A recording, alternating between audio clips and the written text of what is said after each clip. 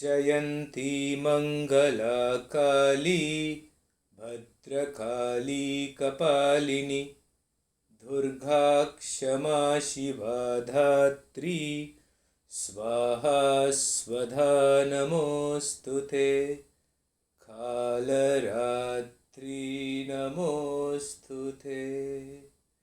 ओम श्री आदि पराशक्ति माता की जय। On this auspicious time of Ashada Navaratri, I would like to briefly narrate on the greatness of the Divine Mother Adi Parashakti and Swami Vivekananda's experience with the Divine Mother. I would like to begin with a brief introduction about the legend behind the Dasamahavidyas, which represent 10 forms of the Divine Mother Adi Parashakti, worshipped during the Ashada Navaratri, also known as Gupt Navaratri. I would like to add that these 10 forms no way signify duality and are representation of one single supreme power of Adi Parashakti Mata. The mythological legend behind the Dasamahavidyas goes like this. The Divine Mother, in her manifestation as Sati, was married to Lord Shiva against the wishes of her father, the king Daksha. A grand yajna was organized by Daksha and all gods, goddesses and rishis were invited except Shiva, as Daksha wanted to insult him. Sati, having learned about this yajna from Rishi Narada, wanted to go for it as a daughter needs no invitation. Shiva warned her that this was done specifically to insult him and advised her not to go for the yajna, as he knew that the result will be disastrous, as Shiva is a Trikalajnani. However, Sati insisted that she will go even if he doesn't approve of it and that he cannot stop her. Sati asked to Shiva, "Do you think that I am just Dakshayini, the daughter of Daksha?" Then Shiva was surrounded by intense blinding light in all directions and was not able to move anywhere, and 10 different forms of the Divine Mother started appearing from the light and trapped Shiva from moving in any direction, including upwards and downwards. These 10 manifestations of the Divine Mother came to be known as the Dasamahavidyas, with each having a unique significance and way of worship, which became a tantric tradition of worship of the Divine Mother. These 10 manifestations of the Divine Mother are Kali, Tara, Tripura Sundari, Bhuvaneshwari, Bhairavi, Chinnamasta, Dhumavati, Bagalamukhi, Matangi and Kamala. I will now narrate about Swami Vivekananda's experience with the Divine Mother. The influence which Swami Vivekananda had in spreading the teachings of Vedanta and oneness of God throughout the world is unparalleled in history. In the 1800s, when we were under the British rule, he rose against all odds and spread his teachings in the West, which has now bloomed into Vedanta centers across the globe. Swami Vivekananda did not openly preach Kali worship in order to make his teachings universal and appropriate to the Western world. Personally, he was greatly influenced by the Divine Mother, which he shared with his close disciples, and in fact, it was the Divine Mother's will which got fulfilled through Swami Vivekananda and his Guru Sri Ramakrishna Paramahamsa. The play of the Divine Mother began with the birth of the Avatara, Sri Ramakrishna Paramahamsa. His immense longing and love for the Mother made him realize her at a very early age, and he was able to be in constant union with her and has seen Mother Kali with all her attributes and form, as well as in her formless state of absolute bliss Sachidanand in his Nirvikalpa Samadhi experiences. He was in constant communion with the Divine Mother. In contrast, Sri Ramakrishna's favorite disciple Narendra, later known as Swami Vivekananda, initially did not believe in the Divine Mother Kali. Swami Vivekananda, although accepting Sri Ramakrishna as his Guru, was influenced by Brahma Samaj and did not believe in the God with form and considered Sri Ramakrishna's visions of the Divine Mother as just delusions created in the mind. To put it in Swamiji's own words, he said, "How I used to hate Kali and all her ways. That was the ground of my 6 years' fight, that I would not accept her. I loved him, Sri Ramakrishna, you see, and that was what held me. I saw his marvelous purity. I felt his wonderful love. His greatness had not dawned on me then. All that came afterwards when I had given in. At that time, I thought him to be a brain sick baby, always seeing visions and the rest. I hated it. And then I too had to accept her. Swamiji's first experience with the Divine Mother happened in the following manner. When he was the young Narendra, he was very much influenced by Sri Ramakrishna and started visiting him often. All was well in Narendra's life until his father passed away. His family then went through a terrible phase of poverty and was struggling to make ends meet. Then Narendra went to Sri Ramakrishna and requested him to pray to the Divine Mother on his behalf to solve his family issues. Sri Ramakrishna insisted that Narendra go to the Kali temple himself and pray. Sri Ramakrishna said, "My boy, I've prayed many times to the mother to remove your suffering, but she doesn't listen to my prayers because you don't care for her. All right, today is Tuesday, a day specially sacred to the mother. Go to the temple tonight and pray. Mother will grant you whatever you ask for. I promise you that.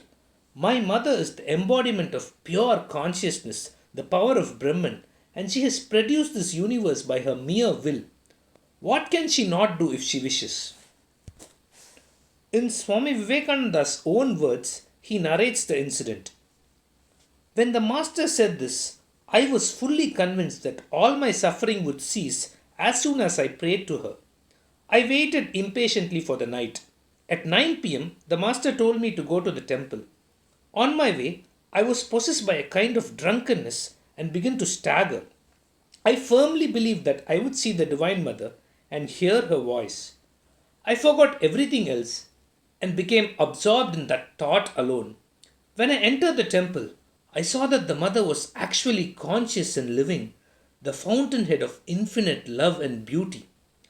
Overwhelmed with love and devotion, I bowed down again and again to her, praying, 'Mother, grant me discrimination, Viveka, grant me detachment, Vairagya, grant me divine knowledge and devotion. Grant me that I may see you without obstruction, always.' My heart was filled with peace. The universe disappeared from my mind, and the Mother alone occupied it completely." On seeing the Divine Mother, Swami Vivekananda completely forgot to ask for what he came for, which was solving his family's financial crisis. 2 more times, Sri Ramakrishna sent him back to the temple, and on both these occasions, Swamiji forgot to ask for his family's financial relief and asked the Mother only for Viveka and Vairagya. Sri Ramakrishna then granted that his family would not lack plain food and clothing. The Swamiji asked the master to teach him a song on the Divine Mother, which he sang it until dawn, filled with divine ecstasy. The next day, Sri Ramakrishna was so happy that he kept telling people over and over again, "Narendra has accepted the Mother Kali. That's very good, isn't it? He was singing on the Divine Mother the whole night, so now he's resting." Swami Vivekananda later spoke about the Divine Mother to his close disciples. Swamiji said, "The Divine Mother is the Kundalini, coiled up power, sleeping in us. Without worshipping her, we can never know ourselves. All merciful, all powerful, omnipresent are the attributes of the Divine Mother. She is the sum total of energy in the universe. Every manifestation of power in the universe is Mother. She is life, she is intelligence, she is love. She is in the universe, yet separate from it. She is a person and can be seen and known, as Sri Ramakrishna saw and knew her. Established in the idea of Mother, we can do anything. She quickly answers prayers. She can show herself to us in any form at any moment. Divine Mother can have form Rupa and name Nama, or name without form. And as we worship her in these various aspects, we can rise to pure being, having neither form nor name." Swamiji once told Sister Nivedita, "The future, you say, will call Ramakrishna Paramahamsa an incarnation of Kali? Yes, I think there's no doubt that she worked up the body of Ramakrishna, for her own ends. 4 years before Swamiji left his body, he got absorbed completely in the Divine Mother. In 1898, Swamiji was staying in Kashmir with his close disciples. He visited the Bhavani temple and was very distressed to see the ruins of the temple which were brought about by the Muslim invaders. Swamiji thought, how could the people have permitted such sacrilege without offering strenuous resistance? If I were here then, I would never have allowed such things. I would have laid down my life to protect the mother.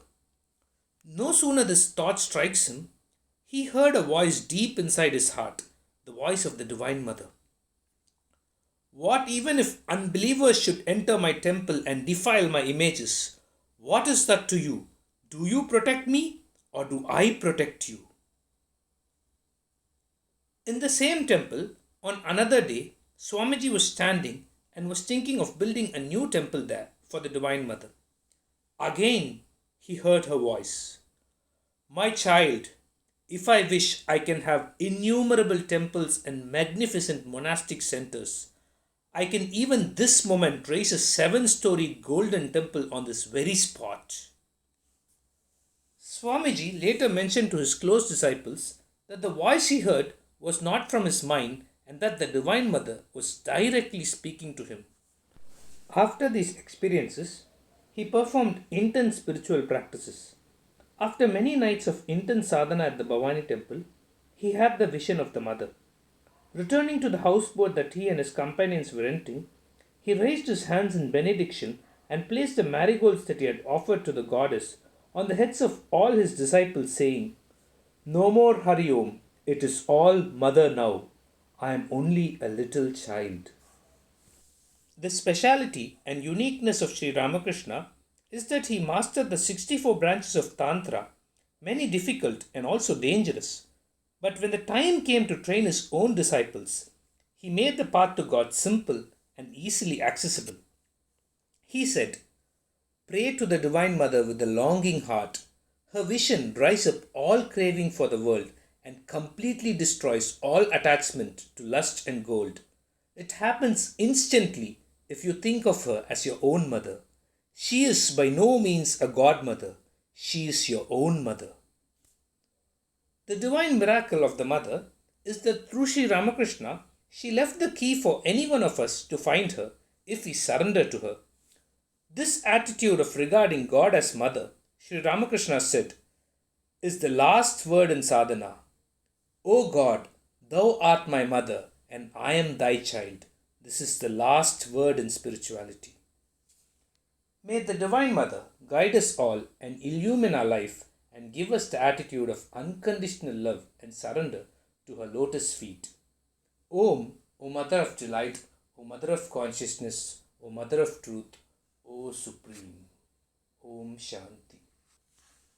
Om Purnamataha Purnamitham Purnat Purnamudachyate Purnasya Purnamadhaya Purnamevavasishyate.